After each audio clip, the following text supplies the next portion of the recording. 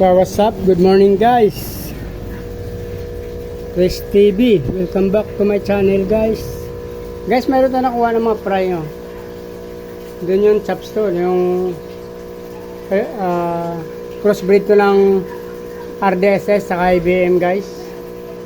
May isang muli dyan guys, yung pinakamalaki. Doon ko yung nakuha sa muli, white muli.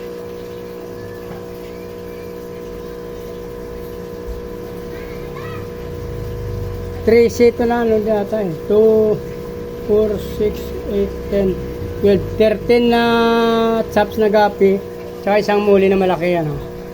Yan guys, muli yung isa. Yan. Muli white natin doon sa baba. Mayroon tayo nakuha na.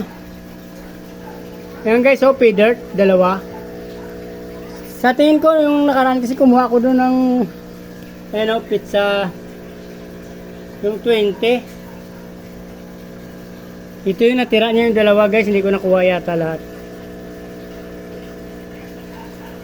Tapos mayroon tayong albino koi na isa lang nakuha natin guys, yan. Sayang. Ang ganda na ano to, na strains. Ang problema mga anak siya, isa dalawa lang. Nakapanganak. Pangatlo niya na to, dalawa tapos isa na lang guys oh.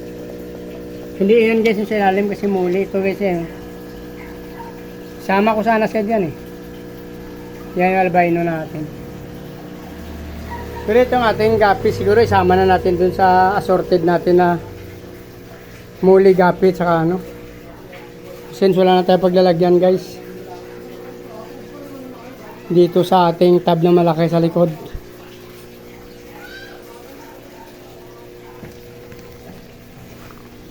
Dito natin nakuha kasi yun guys. Yung pay dirt dito natin nakuha. Sa pay dirt din yan dyan, pay dirt. Tapos yung gapi dito natin nakuha guys. Bibitawan natin dito sa tangke ng ano, assorted. Napakarami na nila dyan guys, dyan na lang muna. Dyan na lang muna natin siya iwan, i-acclimate natin sila. Mamaya 20 to 30 minutes bitawan natin. Wait lang tayo ng konting sandali guys.